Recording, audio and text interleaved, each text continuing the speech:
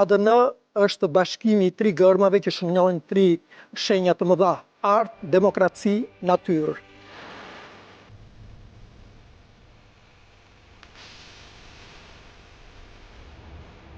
Kjo është ëndra e çdo shoqërie. Një emision mbi aktualitetin e javës. Ngjarjet kulturore që shenjuan hapësirën publike. Dhe një reflektim se si po sillemi me natyrën. ADN nga Iliri Zeiri.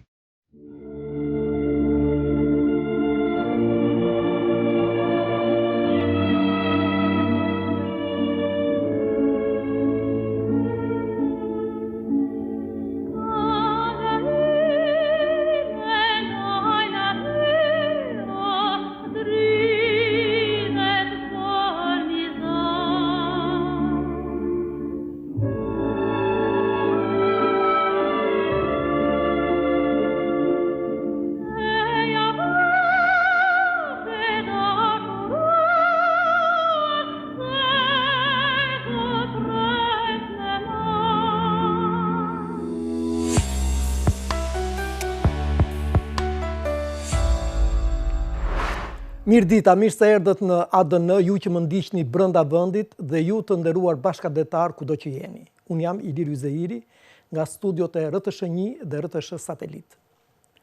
Në një botë të mbushur me konflikte dhe me luftra që nuk po ndalen, vështirë të gjesh një argument që mund të tërheqë vëmendjen. Është një ekspert e burimeve njerëzore me një përvojë të gjatë në fushën e punësimit. Ka krijuar edhe kompaninë Albania Human Resource Solutions, e cila në vitin 2023 e më pas ka fituar disa çmime të ekselencës në biznes. Me Alma Sulçen do të bisedoj në pjesën e parë për tregun e punës, rekrutimet, pra me gjithë shka që lidhet me punësimin. Studiuesi i talentuar i arteve pamore dhe skulptori Kujtim Alili vjen përsëri në ADN për të folur këtë radhë për paraqitjen në artet plastike dhe ato pamore të një prej figurave emblematike të historisë shqiptare, të herojt popullit Bajram Curri.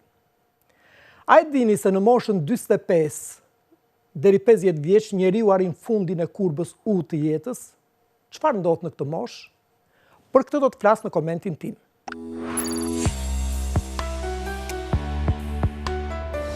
Në revistën e njohur Psychology Today, Boris Herzberg, psikanalist i Universitetit të Shën Peterburgut dhe antar i njohur prej shoqatës së psikanalistëve të Izraelit, trajton gjendjen ekzistenciale që përjetojmë kur arrim në moshën 40-45 vjeç. Ai thotë se krizat e jashtme si luftrat, pandemitë dhe trazirat ekonomike kanë një fuqi të çuditshme. Ato na nxjerrin nga rutinat tona të përditshme dhe shkaktojnë një gjendje të thellë vetreflektimi. Në momente të tilla ne ndalemi papritur dhe i bëjmë vetes pyetjet e mëdha. Apo jetoj jetën e duhur? Apo bëj atë që dua vërtet? A jam i kënaqur me marrëdhëniet e mia? Jeta fillon të duket e ashpër dhe e pamshishme, e keqe, brutale dhe e shkurtër, siç do të thoshte filozofi Thomas Hobbes.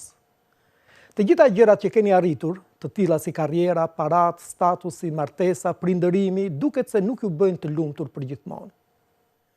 Ky mendim mund të shkaktojë një ndjenjë të vërtet paniku dhe ju mund të pyesni veten: nëse të gjitha këto gjëra nuk më bëjnë të lumtur, atëherë çfarë do ta bëj jetën time plotësisht të përmbushur?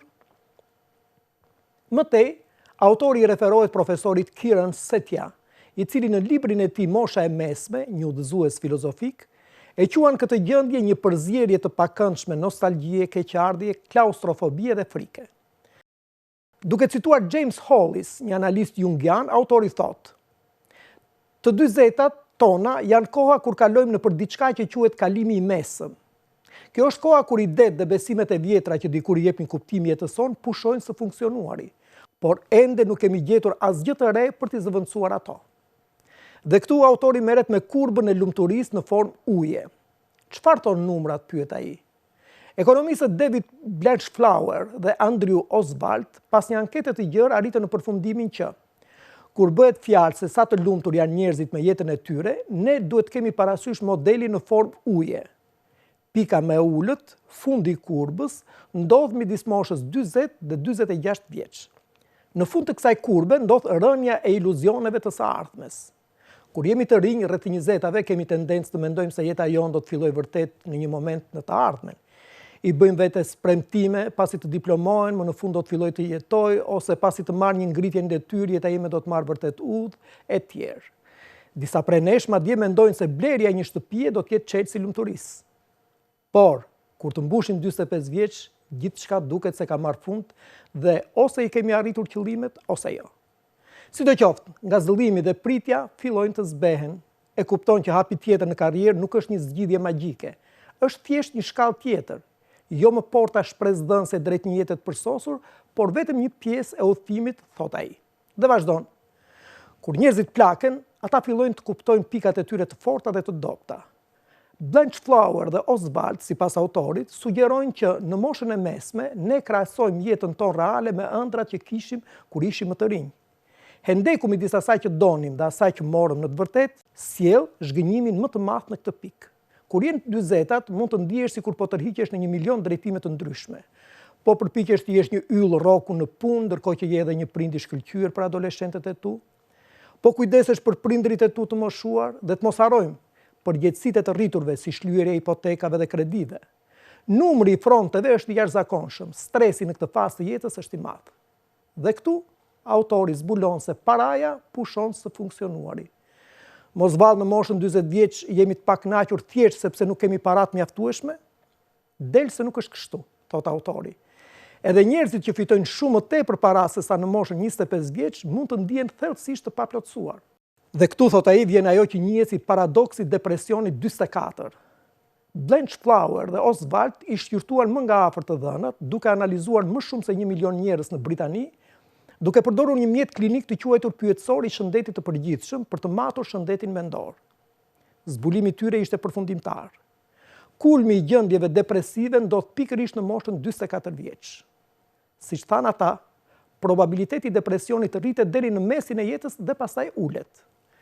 Dhe vjen një moshë tjetër që autori e quan vitet e ëmbla të 50-ave. Pasi kaloi nivelin e ulët rreth moshës 46 vjeç, kurba fillon të rritet lart. Studiuesit e lidhin këtë me ndryshimin gradual të prioriteteve të psiqikës. Njerëzit fillojnë të krahasojnë veten më pak me të tjerët, ndjekin më pak statusin e jashtëm, vlerësojnë më shumë gëzimet e qeta, afërsinë emocionale dhe marrëdhëniet. Sipas teorisë së selektivitetit socio-emocional të Carstensen, thot autori, ndërsa njerëzit plaken, horizonti i tyre kohor shkurtohet. Ata fillojnë të përqendrohen në momentin e tanishëm dhe në atë që ka vërtet rëndësi, në vend që të shqetësohen për një të ardhme të pafundme. Ky ishte komenti im, mendimet e dhëna këtu nuk janë domosdoshmërisht edhe opinionet e RTS-s. Dhe tani me të ftuaren e parë, zonjën Alma Sulçe.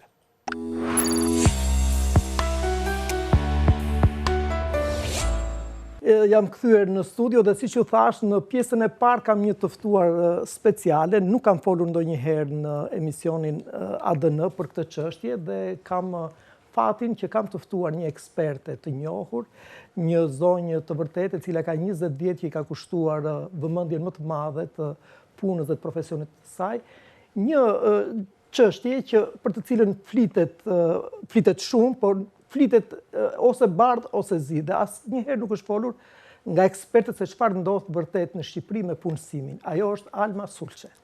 E dashur Alba, mirë se erdhe në ADN. Faleminderit Ilo. Me një angazhim të fortë ndaj profesionalizmit, etikës dhe përsosmërisë në shërbim, jeni përkushtuar për të ndihmuar organizata të tërheqin, mbajnë dhe zhvillojnë talentet më të mira duke nxitur njëkohësisht mjedise pune të shëndetshme dhe produktive. Urime për gjitha këto që keni realizuar.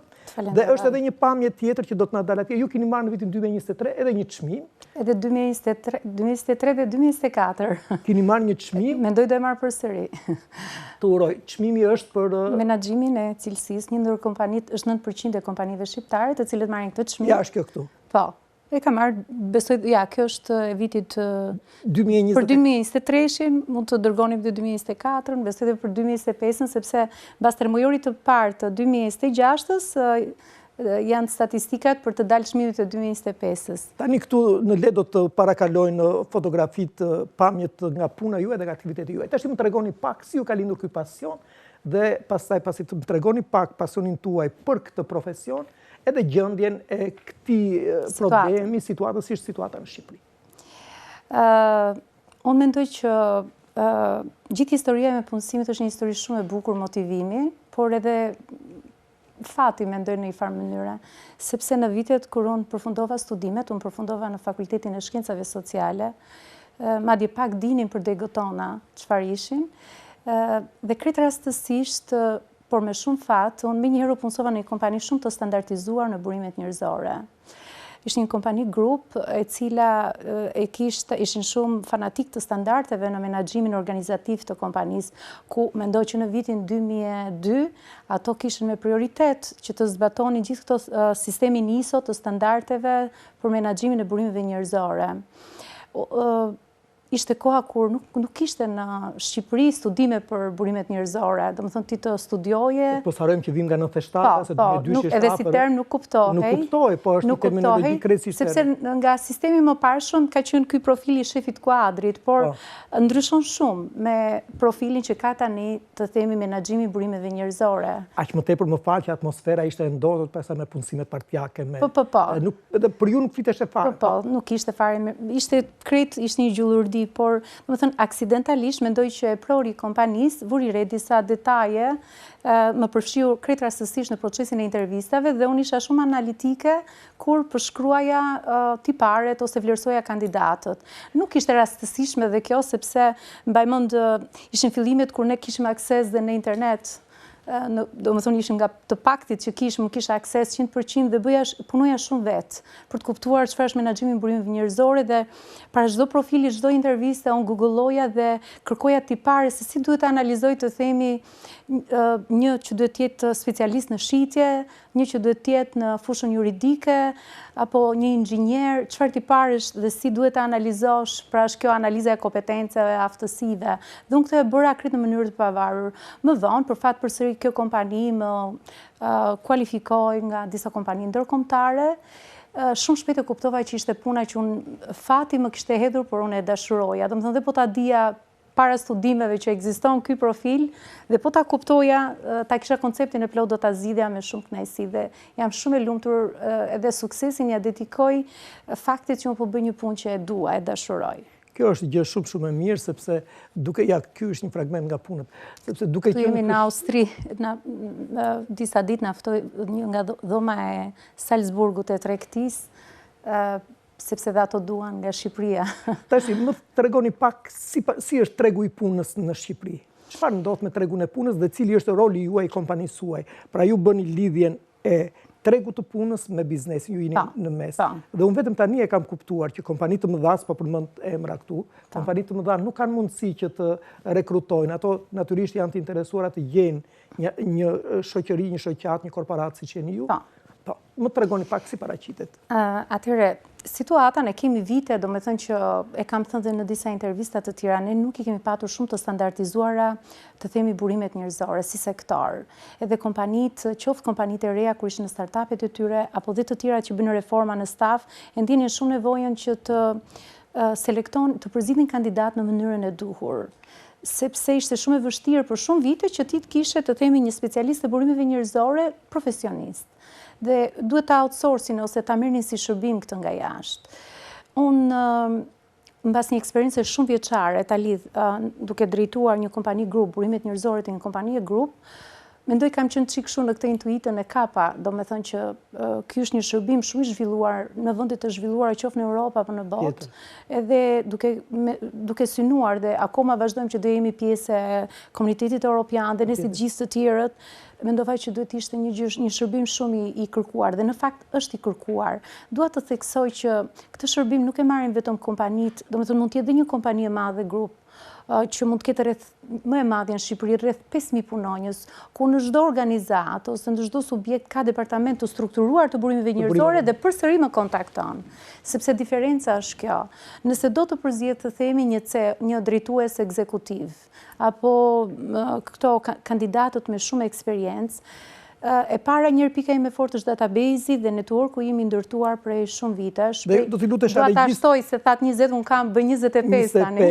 Dhe do t'i lutesh regjist që të vendose pamjen tjetër, pamjen 7 dhe pamjen 6 mos gaboj. Po, këtu unë kam marrë nga faqja juaj të gjitha.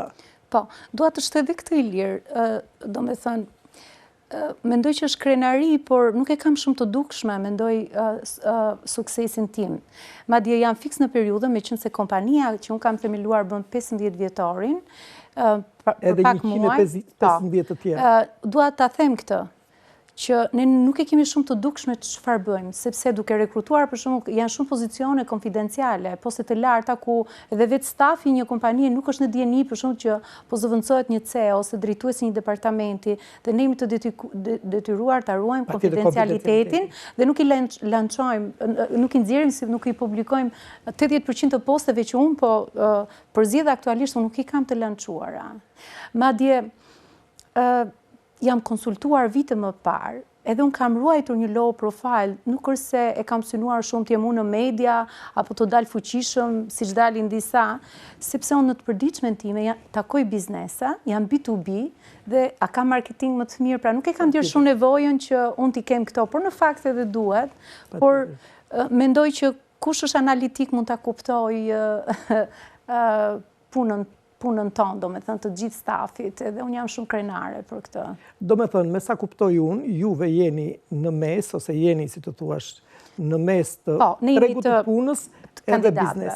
Ne jemi në mes të punë kërkuesve dhe punë dhënësve, nëse mund t'i quajmë kështu. Ajo çfarë ne kemi juve jeni e specializuar vetëm për profilet e larta në biznes, për drejtues? Ky është shërbimi im kryesor. Por për klientë të cilët unë i kam të vazhdueshëm, po i quaj edhe partner, për shumë kompani të mëdha, po themi, do e përmend tani, se është kompani e njohur, Balfin Group, për shumë që punoj intensivisht për ta. Edhe ishte fillimi kur po ndërtonin Green Coastin, edhe ishte shumë e keqe situata për punojësit e tyre të shërbimit, qoftë edhe atje ose edhe për poste të ulta. Alma e duam nga ty dhe isha e detyruar të, do më thënë, jam partner, nuk i shikoj kaq ngushtë. Kështu këto që unë i kam partner të vazhdueshëm, unë i suportoj dhe për poste tjera, patjetër, do me thënë që nga nivelli specialiste deri lart, e kemi hapur tashme dhe departamentin, sepse është e domosdoshme, i lirë kemi, do me thënë është departament më vete, ku nuk jam unë, ka drejtues të tjerë, që janë edhe për fuqinë punëtore, sepse është bërë domosdoshme. Unë ekspertizën time e kam të fokusuar tek talente, tek këto kandidatët me eksperiencë, nivellet menaxheriale deri në drejtuese, por kemi dhe departamentin për të ofruar shërbimin e fuqisë punëtore. Çfarë ndodh keni bërë studime, çfarë ndodh me punësimin në Shqipëri? Sepse ka një perceptim jo të drejtë në fakt, dhe nuk di se çfarë të besosh. Është që kaotike, se këtë doja të thoja, por ne kemi organizma ose institute të cilat merren me statistikat. Për shembull, për Shqipërinë është Instati, që është institucioni përgjegjës për statistikat zyrtare mbi punësimin, ato bëjnë këtë AKP-n, që është anketa anketa e fuqisë AFP-ja, e fuqisë punëtore, ku lançojnë çdo 3 muaj dhe 1 vit statistika mbi punësimin, sikurse nxjerr edhe Ministria e Financave dhe Ekonomisë, AKPA, edhe Banka e Shqipërisë, por disa janë për politikat e punësimit, disa për administrimin, për asa pozicione janë vakante në Shqipëri, por kryesisht, unë personalisht, i fokusohem dhe nëse duam në një statistikë zyrtare, jam e detyruar tek Instati. Pastaj ka botërore, që është Eurostat, Banka Botërore, e të tjerë. Tani, ajo çfarë është që shumë herë nga statistikat nuk janë, do të thënë nuk e japin siç duhet, perceptimi është jo real. Se të themi, sa mund të jenë të regjistruar në zyrën e punës të papunë, mund mos jetë shumë reale, sepse për fat të keq vazhdon edhe kjo e informalitetit. Patjetër. Mund të ketë punonjë, ai nuk rezultoni punësuar, por në fakt nuk është i regjistruar si punësuar, ose disa nuk janë të deklaruar me pagë reale, ose një të them një ri është regjistruar si punësuar, por punon shumë pak orë dhe s'ka cilësi. Pra, kur themi që perceptimi nuk është shumë i saktë, nuk ka të bëjë vetëm me numra, por edhe me cilësinë e punësimit. Se na sfidon sektori informal, edhe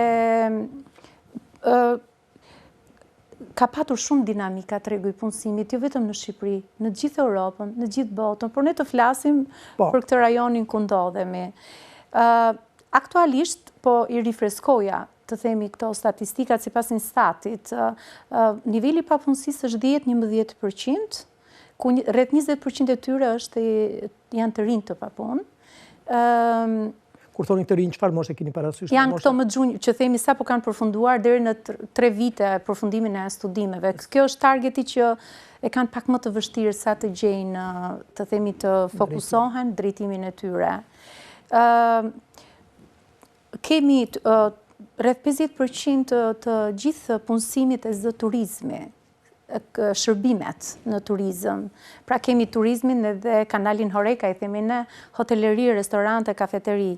Do të thënë, këtu është fuqia më e madhe që kërkohet punësim dhe ku rreth 40-50% e kompanive në këtë sektor ndjejnë shumë probleme në punësimin në gjetjen e punës. Sepse kemi pastaj edhe indikatorë të tjerë, ka ndikuar shumë emigrimi, këtë duhet ta themi. Patjetër. Por janë edhe ndryshimet globale, është teknologjia, janë shumë profesione që edhe pse ato janë në Shqipëri, ai mund të jetë duke punuar për kompani ndërkombëtare dhe refuzon të punojë për kompani shqiptare. Unë njoh disa prej këtyre që janë këtu në Shqipëri, po punojnë për kompani të huaja, po. Po, ka shumë, sidomos sektorin IT, jo vetëm. Pastaj janë dhe këto, kanë ndikuar shumë edhe ndryshimet e impenjimit të punë në orar.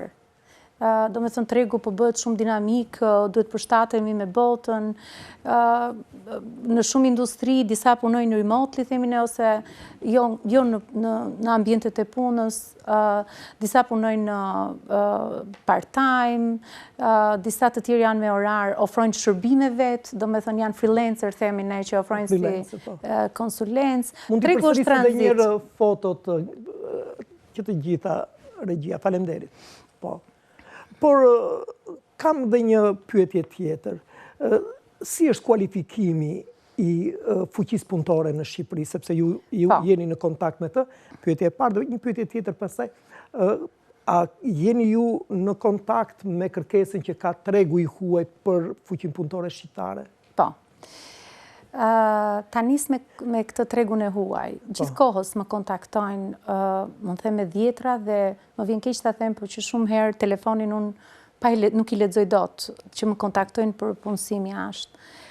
Por unë kam kompani të huaja? Po, për shqiptar, por kam kuptuar, domethënë se disa janë, shikoj edhe në tregun shqiptar dhe ndërkombëtar, ekzistojnë jo në domethënë disa që quhen janë si agent, si tregtar. Domethënë thjesht bën një proces, por si sekser, ndërmjet. Po, dhe kjo ka shumë diferencë me ndërmjetësimin shumë profesional. Por unë kam qenë shumë selektive. Unë në të paktën 3 vitet e fundit po punoj vetëm me Austrinë. Kam ndjerë shumë në Shqipëri largimin e profesionistëve në vitet e fundit. Ndoshta ka ndiku pas pandemisë, po e bëjmë si një epokë të re. Po, patjetër është. Kam ndjerë shumë këtë largimin e profesionistëve. Cilët profesionistë më së shumti? Po, dihen, kryesisht është të themi Gjermania një herë pafund nga shëndetësia, do me thënë të gjitha profilet mjek, infermier, IT, inxhinier, kanë filluar dhe mësuesit që i duan nga jashtë, hoteleri, turizmi, do me thënë gjithmonë, në vitet më parshme, Europa kryesisht kërkonte punonjës pa kualifikuar, por kaluan disa vite tashmë që u punësuan të themi profesionistët më të kualifikuar dhe mbas kësaj faze ato kuptuan që shqiptarët ishin një potencial shumë i mirë dhe po punësojnë shumë dhe po na thithin, nëse mund ta quajmë kështu, edhe profesionist dhe unë këtë e kam ndjerë shumë. Dhe nuk ndjehem mirë dhe kam thënë të paktën nëse unë do kontribuoj, e kam paktë, nuk e di është. Po patjetër duhet ta kemi. Nëse unë do kontribuoj, ja, këtu jam kur po bëja prezantimin në Austri, kur unë nëse do ndihmoj, do të thënë që të rinjt apo kush do të zgjedh ku të doj të punoj, të paktën unë të kontribuoj në një vend të standardizuar, siç është Austria, ku ato janë shumë selektiv, askush nuk mund të punësohet nëse si ka shumë të dokumentuara kualifikimet, eksperiencat, shkojnë me kontrata mjaft të rregullta, por edhe me shumë standard për jetesën e tyre dhe me një qartësi për të ardhmen e tyre dhe për zhvillimin e tyre. Dhe këtu unë kam qenë. Për sa i përket në Shqipëri, roli im unë kam ruajtur me shumë fanatizëm i lirë këtë, domethënë, kam patur raste që kam refuzuar dhe të punoj me biznese, ndoshta edhe mund të gjeneroja të ardhura nga ata, por kur kam kuptuar që nuk jemi në një linjë, të themi për të vlerësuar siç duhet burimet njerëzore ose kandidatët që unë dërgoja. Kur kuptoja që ato s'kishin standard edhe për shumë kërkojnë të themi një shef finance, menaxher finance. Edhe unë kisha kandidat në nivel shumë të lartë, por që absolutisht nuk mund bënin kompromis që të punonin për shembull me, siç themi ne, me 2 bilance ose në informalitet. Edhe këtu thoja jo, ndërkohë që mund ta merrte kandidatin tim, ndoshta edhe unë mund të arrija që kandidatin ta bindja që të shkonte tek ajo kompani, por nuk e kam bërë sepse e kam shumë të rëndësishme që të dy palë, domethënë unë kur e quaj sukses, kur e kam mbyllur një proces, kur kanë kaluar muaj, pse jo dhe vita, dhe ai punojësi që unë kam çuar në atë kompani ka qëndruar aty për kohë të gjatë dhe palët janë lidhur dhe ky është matësi i suksesit. Dhe unë kështu dua t'i çoj që të kënaqen punojësit edhe kur ato janë të kënaqur, patjetër që do punojnë shumë mirë edhe për kompaninë. Janë të motivuar dhe do rezultoj një do me thënë bashkëpunim i përputhur. Po, të gjithë palët janë të kënaqur. Po, kualifikimi që kanë shkolla shqiptare, se këtë do e të thoshe, do me thënë, universiteti, shkolla shqiptare, a i përshtatet tregut punës sot? Fatkesisht jo. Do me thënë, jo sot, por prej shumë e shumë vitesh, madje të themi në këto vitet e fundit, shteti ka investuar të paktën në këto shkollat profesionale. Që po përshtaten çik, sepse për vitet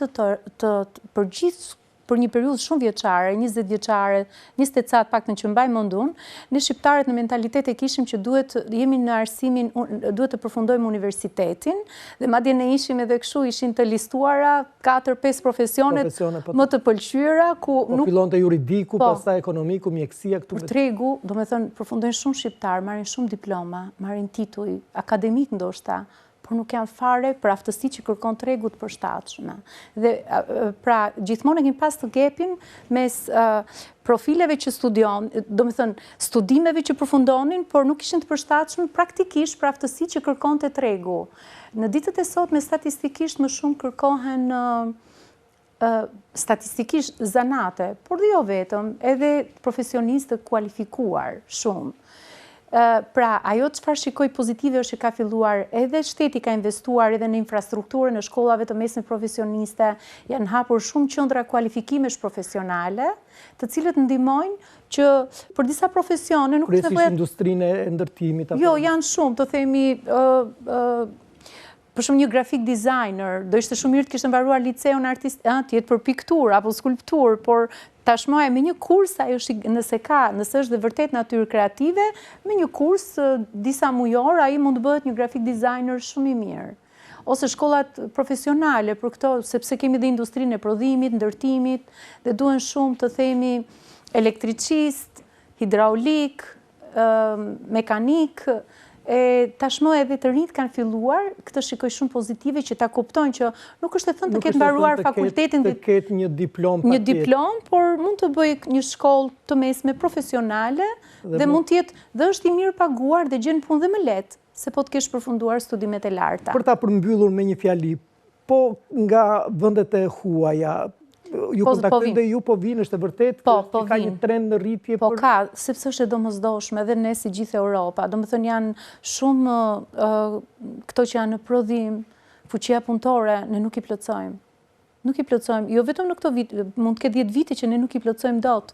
Një histori interesante, para 2-3 muajve, po na kontaktoi, të themi një sipërmarrës, që kishte një fabrikë, kuzinë, edhe tha, jam haq keq për punëtorët, saldator, e kuptoj kishte kompaninë rreth 30 vite dhe ka marrë të saldoj vetë, sepse duhet ta përfundoja.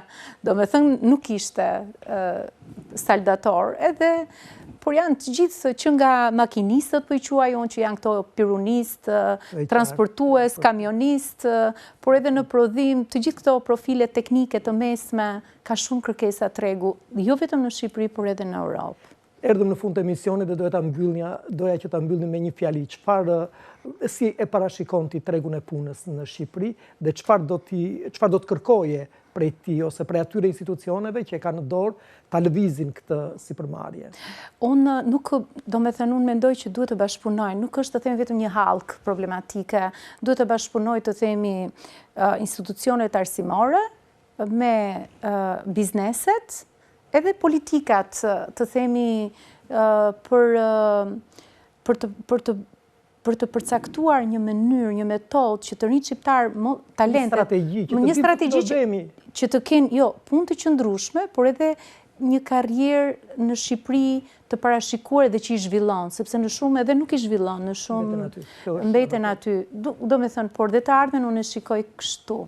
Para pak ditësh, përsëri se jam her pas here azhurnohem me të rejat dhe statistikat, ishte interesante që aktualisht gjithë Europa ka rreth 15 milion pozicione vakante. 5 milion. 5 milion. Dhe sipas me investimet që do bëjnë në disa sektor në Europë, sektor që janë standarde në teknologjie të tjerë, ishte parashikuar që deri në 2035-ën niveli kërkesa do t'jetë për rreth 20 milion punonjës dhe shqiptarët, sikurse edhe të tjerët në rajon, pra nuk është vetëm fenomeni shqiptarëve, ne kemi të drejtën të zgjedhim ku duam të punojmë dhe të jetojmë. Mendoj që do ketë përsëri kështu rrjedhjet, do t'ikin, do me thënë. Që duhet përgatitemi që t'i mbajmë, sepse ishte edhe një bersh, një studim, ku negative ishte kjo. Ne, sikurse shumë vende në rajon kemi emigruar dhe ishim nga vendet me emigrimin më të lartë, por më negative ishte që nuk ktheheshin, sepse në vendet e tjera ktheheshin. Kjo është. Unë uroj që puna juaj të japë frutet, që tregu në Shqipëri të gjejë në fund një lloj ekuilibri dhe bizneset të furnizohen me specialistë të cilët ju dini t'i zgjidhni dhe dini t'i drejtoni. Do të gjejmë një zgjidhje. Do të gjejmë një zgjidhje. Dashurat, më faleminderit. Të falenderoj shumë, Ilir, ishte kënaqësi të emisionit se ju ndjek. Edhe për ne. Dhe tani do të kalojmë në pjesën e dytë.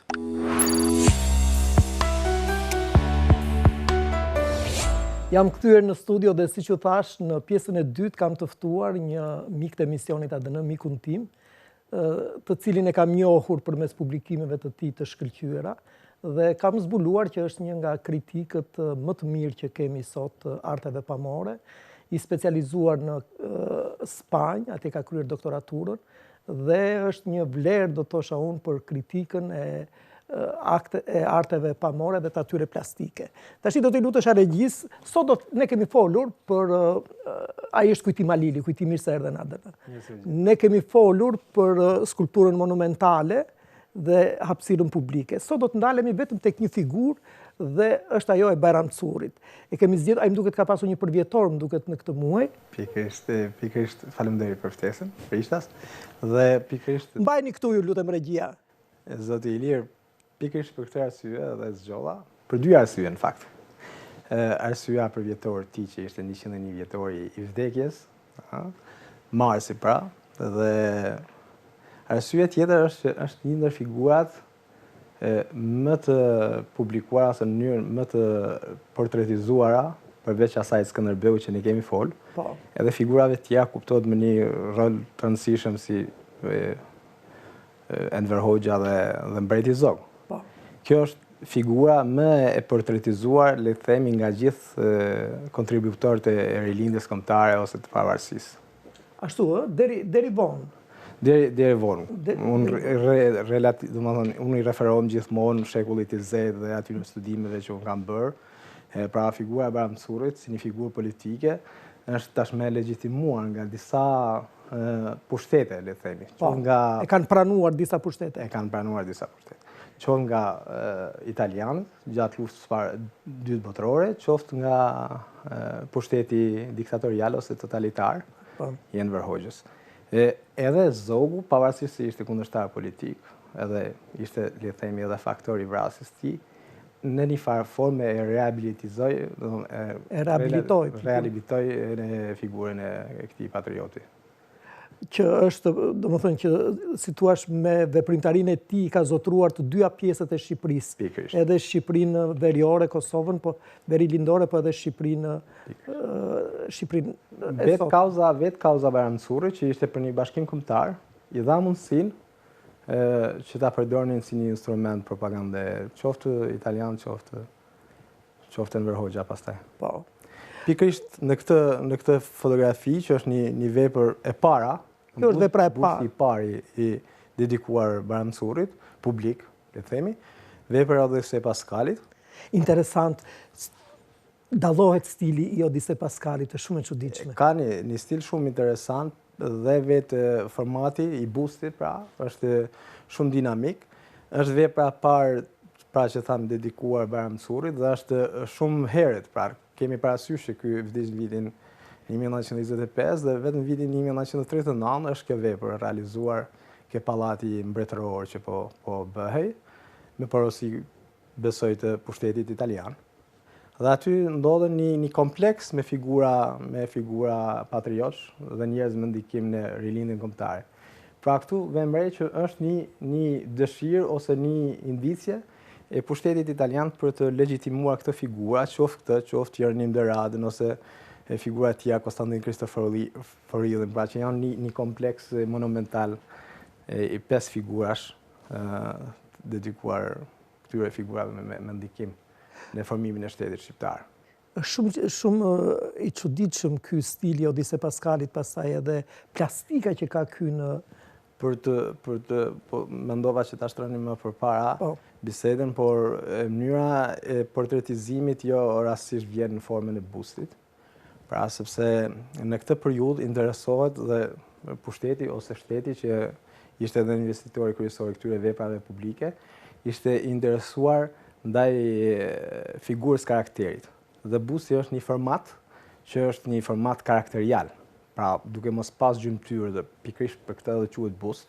Ka vetëm. Në zhargonin e përditshëm ose në gazetari ose në media e interpretojmë gabim fjalën bust dhe vendosim edhe kur është rasti i shtatores diktatorit, pra urzu busti diktatorit. Në fakt nuk është. Në fakt nuk është drejt, është lapsus ose lapsus nga informacioni. Po, edhe nga padia. Nga padia. Por busti është kjo. Pra jo pa qëllim, kur shkojmë atje për të bërë një fotografi për pashaport, themi një fotografi bust. Bust, që përfshin gjoksin, edhe kokën, edhe shpatullat, kaq. Dhe busti si format skulpturor, ose në artet figurative, u përdor për herë të parë nga arti romak. Dhe vinin portretizimet e gjithë antarëve të senatit, pra ka një karakter politik. Patjetër. Prandaj edhe ky u trajtu në këtë format, për t'i dhënë një karakter portretit politik. Në kohën kur ata mungonin, ose kur ishin aty të shfaqeshin, të ishin të pranishëm. Mirë, të kalojmë tek e dyta? Kalojmë tek tjetra regjia. Pas kësaj tash është një tjetër, është kjo këtu. Pas kësaj, këtë kam zgjedhur pikërisht për arsyen që nëse rasti i parë ishte në një rezidencë mbretërore, siç është rezidenca ose Pallati i Brigadave. Pallati i Brigadave. Në vitin 1953 është inauguruar kjo vepër e skulptorit Lazar Nikola dhe është vendosur në materialin e gurit dhe është vendosur në Bayram Curr. Kemi parasysh se tani jemi në një kontekst politik krejtësisht ndryshe. Bayram Curri është një qytet i sapo riemëruar. Në fakt, në vitin 1952 ai mori emrin e këtij patrioti. Përpara quhej Kolgecaj. Dhe me këtë rast edhe u inaugurua ky bust në përkujtim të herojit, edhe në rastin e kësaj riemërtimit të këtij qyteti.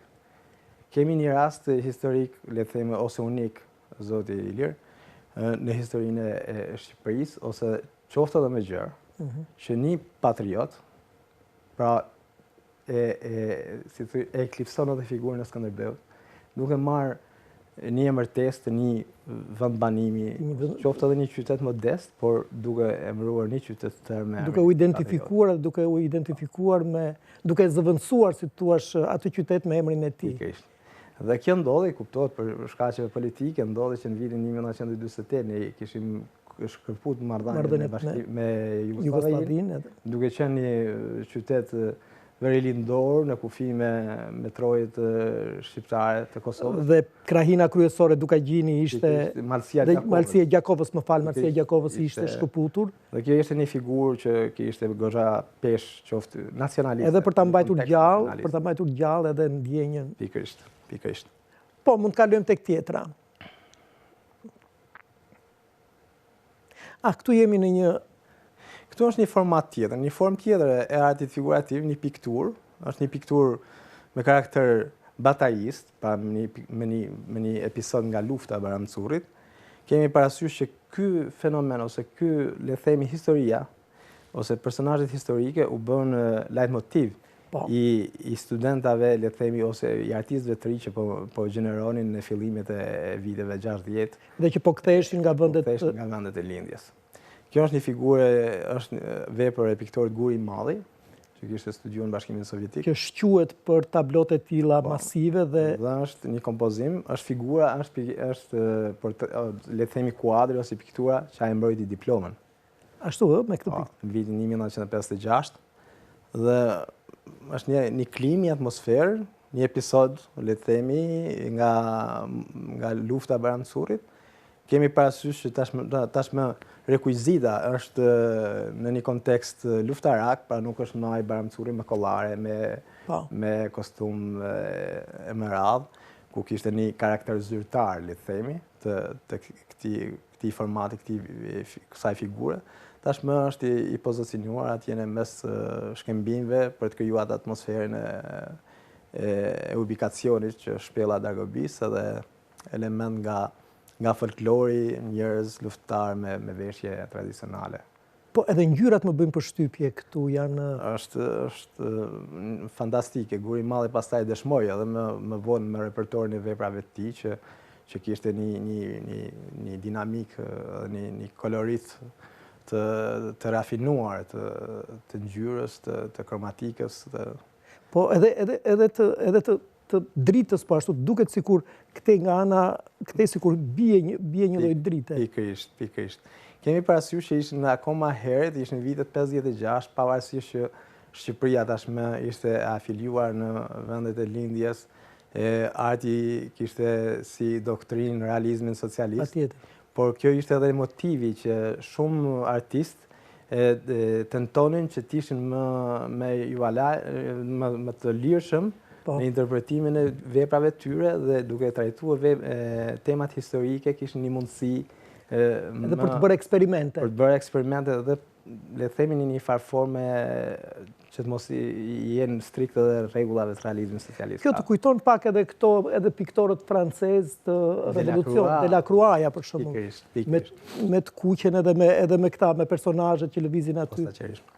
Edhe me kontrastin që kanë. Po, dhe shembuj tjerë, edhe artistë tjerë janë ndikuar shumë nga ekspresionizmi francez, le të themi, ose nga manierizmi, sidomos spanjoll me piktorë si Goya ose El Greco që kishin një penelat, pavarësisht se subjekti ishte tjetër, kuptojmë kontekstin, por që kishte një penelat të rafinuar me ngjyra, me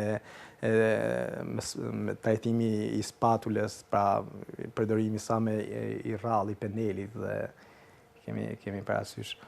Edhe kjo të krijon përshtypjen edhe të një lloj impresionizmi po edhe ekspresionizmi po ashtu, sepse figurat kanë një lloj dinamizmi, pikërisht se kanë humbur konturet domethënë janë dhënë vetëm tiparet e tyre dhe janë dhënë me atë spatulën. Është trajtuar në formë të tillë, kemi parasysh edhe vetë karakteri i subjektit trajtuar, sepse Guri Malli ka edhe vepra të tjera më familjare, më intime, por vetë subjekti që trajton këtë rast Baramcuri dhe karakteri luftarak i personazhit, gjithë kësaj atmosfere që ai tenton krijoj, krijon një dinamik, pra nëpërmjet koloritit të tij krijon një dinamik dhe një shtërëzim penelatash që jep një perspektivë, le të themi, e tablos madhe, monumentale. Kemi parasysh vepra ka një dimension 2 metra me 3 metra e caktë, domethënë, pra është një karakter, një format monumental i pikturimit. Po, kalojmë tek tjetra, regjia. Tani vim në një... Vetëm një vit më vonë, vitin 57, pra 1957, një tjetër artist shumë i njohur shqiptar, Nejmedin Zajmi ka portretizuar këtë personazh, pra Bayram Curën në këtë format.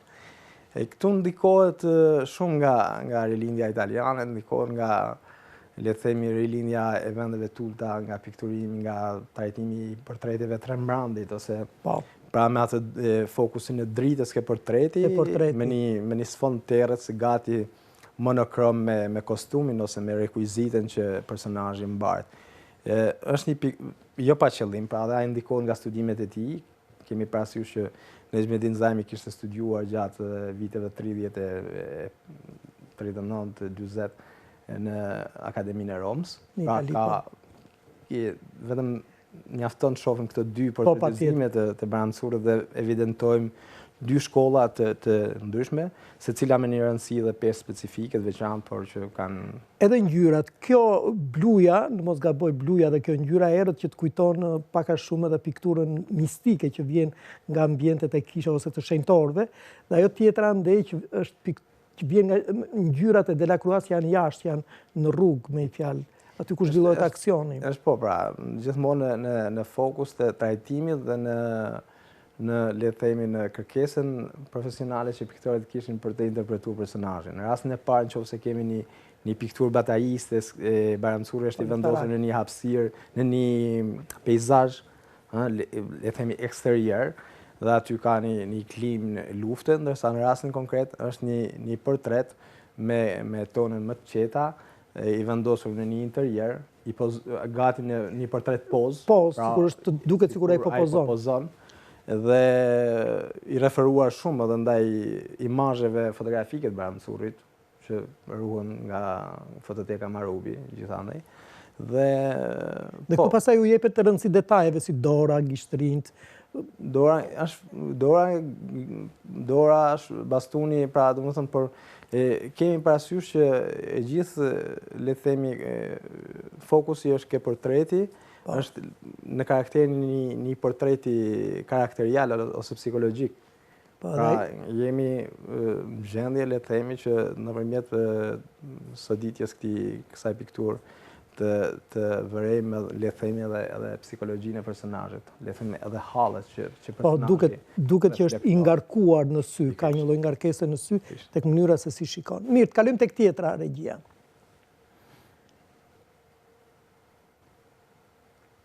Kjo që kur ma dërgu aty, më bëri shumë përshtypje vështrimi aty. Pikërisht, për këtë arsye nuk është një portret shumë i njohur, është një portret që ruhet në studion e autorit, ose trashëgimtarit të tij. Është një vepër e Andrea Manos. Është e vonë në kuptimin në relacion me vepra që trajtuam, kjo është e vitit 1965.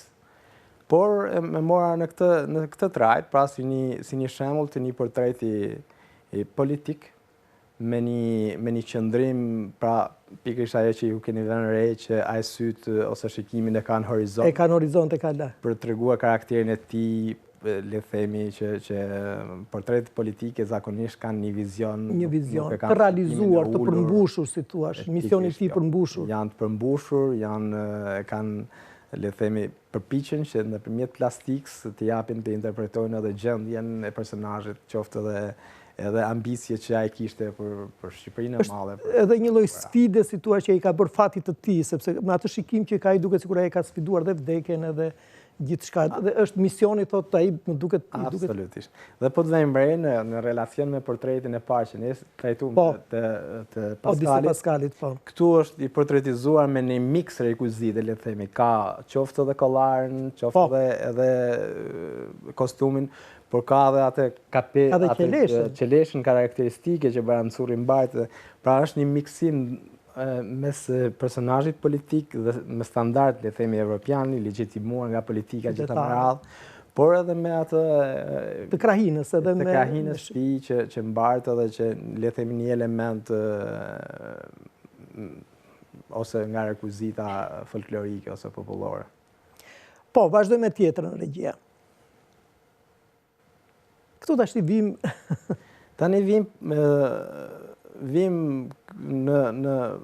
në kulmin e realizmit socialist. Vim vitet 76. Dhe këndjet me njëherë, sepse shkëputet, po ta vësh re, më falë se po të ndërpres, po që kur I pash, po ta vësh re, tashti, këtu kemi thjesht një trillim, nuk, si thua, është shkëputur nga jeta reale, siç ishte tek tabloja e madhe, Guri I Madhit, aty jemi brenda riprodhimi I atmosferës reale. Këtu është atmosfera e ideve më shumë se sa pra si e shikonte realizmi socialist të figurë. Kjo është një vepër e Fuad Dushkut, është një vepër që fillimisht u iniciua për të marrë pjesë në ato ekspozitat jubilose, ato ekspozitat vjetore që bëshin nga Galeria Kombëtare e Arteve.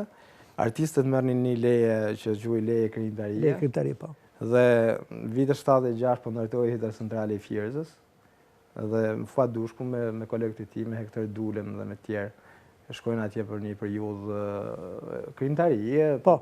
Për të inspiruar afër masave dhe kjo ishte dilnin në popull, shkonin po për të marrë temat që atje dhe për të... Por Fuad Dushku në fakt me një finesë shumë profesionale, shumë interesante, ai del nga konteksti I kohës, pavarësisht se trajtimi është një trajtim tipik I realizmit socialist, me një vertikalitet, pra në një staturë vertikale, ku thyet me një diagonale nëpërmjet gestikulacionit të krahut, nga ana tjetër me pushkën. Pra, domethënë, mirëfilli është një skulpturë që ka një trajtesë të stilit realizmit socialist. Nëpërmjet gestit tij plastik, ai ishte ceramist, pra ata profesionistë ceramisti me skulptorin kanë goxha ndryshim nga ana e trajtimit plastik, dhe ai mban një formë, le të themi, të kompletuar pa detaje. Po ta shofish në tërsinë e saj, pa detaj, edhe ai zgjedh që të alternoj këto element qoftë tirqit, që është pjesa e veshjes së heroit, ose qeleshin që e prekim më herët, por vendos edhe atë pallton duke I dhënë një çik më dinamik kompozimit. Dhe palltoja, në fakt palltoja është një element, si thua, I shtuar tek fiksionit, është pjesa e trillimit në fakt të kësaj figure. Absolutisht. Nuk është pjesa, si thua, është genuine që vjen që andej, por është ajo që ashton për t'i dhënë, ke parasysh palltoja hyri pastaj edhe si mendoj unë, është një imazh që vjen edhe nga partizanët, nga ajo që ta merera, pallto që ta merera, lufta që si atmosferën e kohës. Pikërisht, është një element stilistik që në këtë rast autori ka zgjidhur mirë nga ana formale, por në disa momente është I tepërt. Po.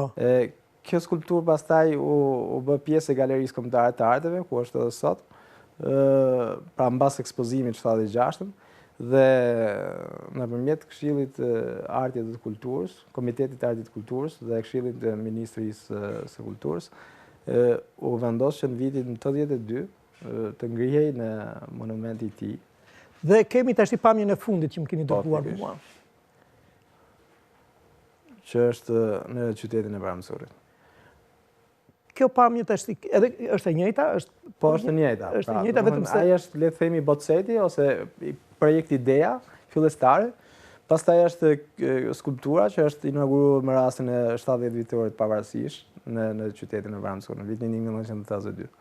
Dhe që për hir të vërtetës është një ndër elementet ose në skulpturat publike më përfaqësuese. Më përfaqësuese është e vërteta.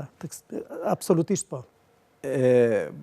Gjesti, siç tham, është gjest tipik I këtyre kompozimeve që ishin të lidhura ngushtë me doktrinën e realizmit socialist, pra me një gestikulacion ku ftonte popullin. Është si një thirrje, kjo është toka jon, këtu nuk do të kaloni. Me një qëndrim statik, me ato dy këmbët ose gjymtyrët e poshtme ngulura mirë në vend, për të treguar një qëndresë dhe me dorën tjetër që bën një thirrje për luftë në rastin konkret.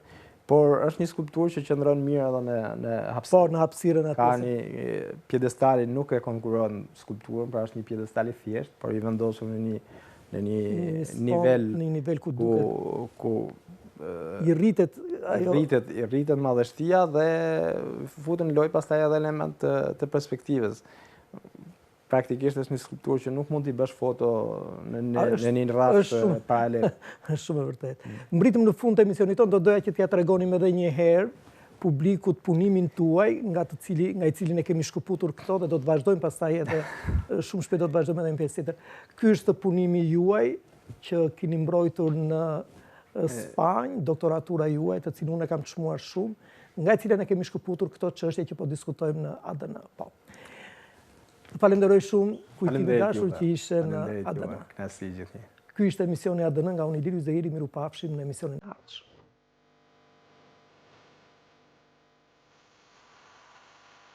ADN është bashkimi i 3 gërmave që shënojnë 3 shenja të mëdha: art, demokraci, natyrë.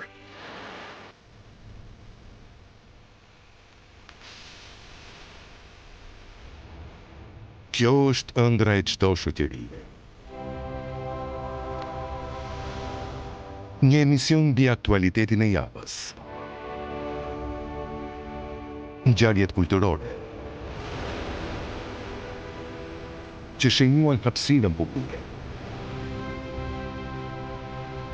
Dhe një reflektim se si po sillemi me natyrën. ADN nga Iliriu Zehiri.